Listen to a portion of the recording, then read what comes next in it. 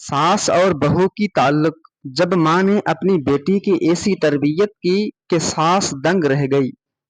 शादी के 3 साल के बाद सास ने बहू से पूछा, बहू मुझे एक बात तो बता, मैं तुझे इतनी खराब और खरी खरी बातें सुनाती हूँ और तू पलट कर जवाब भी नहीं देती और गुस्सा भी नहीं करती और बस हंसती रहती है।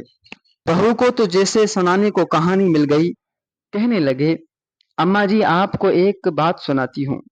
मैं जब छोटी थी तो मुझे हमेशा ऐसा लगता था कि मेरी माँ मेरी सगी माँ नहीं, क्योंकि वो मुझसे घर के सारे काम करवाती थी और कोई काम गलत हो जाता तो मुझे डांट भी पड़ती और कभी कभी मार भी देती थी।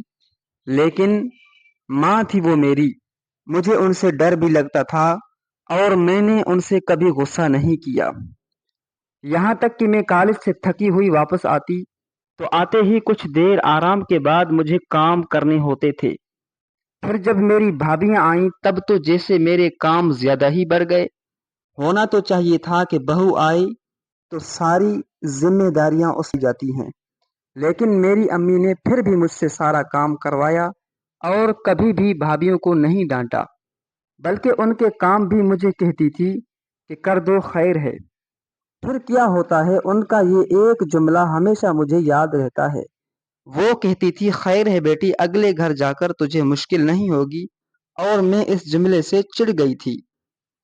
जब मेरी शादी थी तो 2 दिन पहले मुझे अम्मी ने प्यार से अपने पास बिठाया और बोली, बेटा आज तक समझ में तेरी सास थी, मैंने तुझे प्रैक्टिस करवा दी है और तुझे बता दिया कि सास कैसे होती है।